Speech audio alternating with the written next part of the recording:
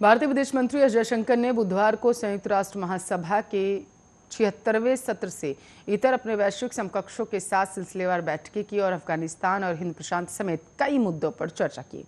आपको बताते चले, कोरोना महामारी की शुरुआत होने से जिस तरीके से हुई थी उसके बाद से पहली बार नेताओं की उपस्थिति में संयुक्त राष्ट्र महासभा की बैठक जो है उसे आयोजित किया गया था। जयशंकर ने फिनलैंड, श्रीलंका, चिली, तंजानिया विदेश मंत्रियों की इन देशों के विदेश मंत्रियों के साथ मुलाकात की। उन्होंने फिनलैंड के विदेश मंत्री पेका हाविस्तो के साथ अफगानिस्तान में उभरती स्थिति पर चर्चा की। बैठक के बाद उन्होंने ट्वीट किया कि फिनलैंड के विदेश मंत्री हाविस्तो के साथ मुलाकात जो थी वो कहीं ना कहीं अफगानिस्तान में मानवीय स्थिति पर चर्चा की रही है। वहीं यूएनजीए के 76वें सत्र से इतर केंद्रीय विदेश मंत्री एस जयशंकर ने मंगलवार को कोरिया, इटली, ऑस्ट्रेलिया के समकक्षों से मुलाकात की। इस दौरान अफगानिस्तान और हिंद प्रशांत से जुड़े मुद्दों पर चर्चा की गई। इसके साथ साथ जयशंकर ने अपने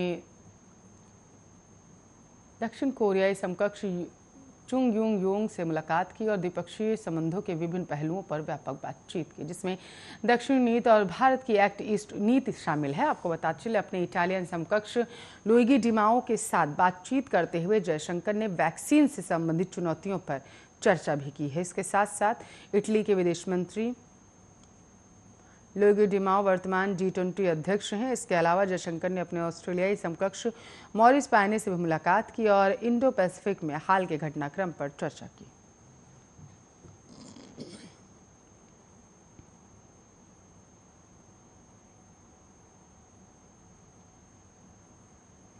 तो ऑल इंडिया महिला कांग्रेस के स्थापना दिवस पर पार्टी के पूर्व अध्यक्ष और केरल के वायनाड से सांसद राहुल गांधी ने बुधवार को महिला कांग्रेस के नए प्रतीक चिन्ह और नए झंडे का अनावरण किया है। आपको बता चलें, राष्ट्रीय राजधानी दिल्ली में इसको लेकर कार्यक्रम आयोजित किया गया था। इस मौके पर ऑल इंडिया महिला कांग्रेस ने ट्वीट करते हुए राहुल गांधी और महिला कांग्रेस का नया लोगो पोस्ट किया है।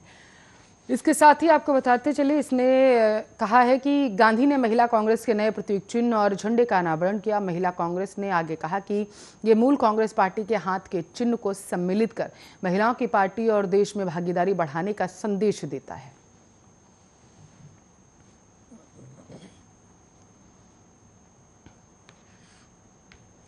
अखिल भारतीय अखाड़ा परिषद के अध्यक्ष महंत नरेंद्र गिरी की मौत मामले में उत्तर प्रदेश सरकार ने बुधवार को सीबीआई जांच की सिफारिश की है। आपको बताते चले, नरेंद्र गिरी मौत का मामला तूल पकड़ता जा रहा था। पूरे मामले को लेकर लगातार सीबीआई जांच की मांग की जा रही थी और इसके साथ साथ सभी राजनीतिक पार्टियां सक्रिय हो गई थीं। महंत नरेंद्र गिरी के मौत मामले में सीबीआई जांच के लिए हाईकोर्ट में भी याचिका दी गई थी।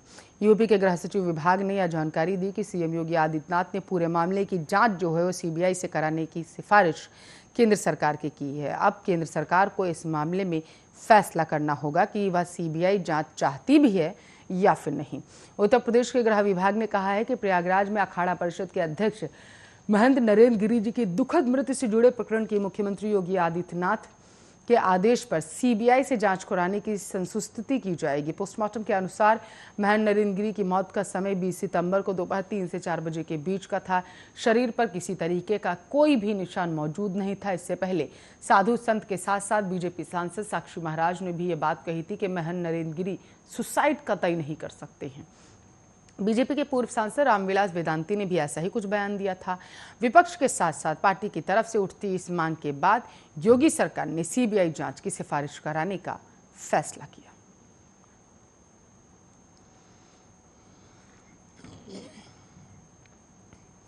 बॉलीवुड अभिनेता सोनू सूद के घर का आयकर विभाग ने आज फिर से सर्वे किया। आपको बताते चले, आयकर विभाग की टीम तड़के सुबह सोनू सूद के आवास पर पहुंच गई थी। सूत्रों के मुताबिक आईटी विभाग ने सोनू सूद से जुड़े 6 जगहों का सर्वे किया है और कोई भी दस्तावेज जब्त नहीं किया। बताते चले कि आयकर अधिनियम 1961 की धारा 133A के प्रावधानों के तहत किए जाने वाले सर्वे अभियान में आयकर अधिकारी केवल व्यावसायिक परिसरों और उससे जुड़े परिसरों में अवलोकन करते हैं। इसके साथ साथ हालांकि अधिकारी दस्तावेज जब्त कर सकते हैं। सोनू सूद कोरोना काल की शुरुआत के बाद से लोगों की मदद के लिए काफी मशहूर हो गए थे। कड़े लॉकडाउन में लोगों को घर पहुंचाना हो या फिर किसी बीमार को दवा, उन्होंने हमेशा मदद की। सोनू सूद के इस कदम की खूब तारीफ हुई थी। उन्होंने 12 सितंबर को ही एक महिला को मदद किए जाने की जानकारी दी थी। हालांकि उनके आलोचक मदद के लिए होने वाली फंडिंग पर सवाल उठाते रहे। हाल के दिनों में सोनू सूद को दिल्ली की केजरीवाल सरकार ने मेंटरशिप प्रोग्राम के लिए एम्बेसडर नियुक्त किया था। सोनू सूद सोशल मीडिया पर भी काफ़ी एक्टिव है। उन्होंने आयकर विभाग के सर्वे को लेकर कोई प्रतिक्रिया फिलहाल नहीं दी। सोनू ने मंगलवार को ट्वीट कर कहा था, चलो नया रास्ता बनाएं किसी और के लिए।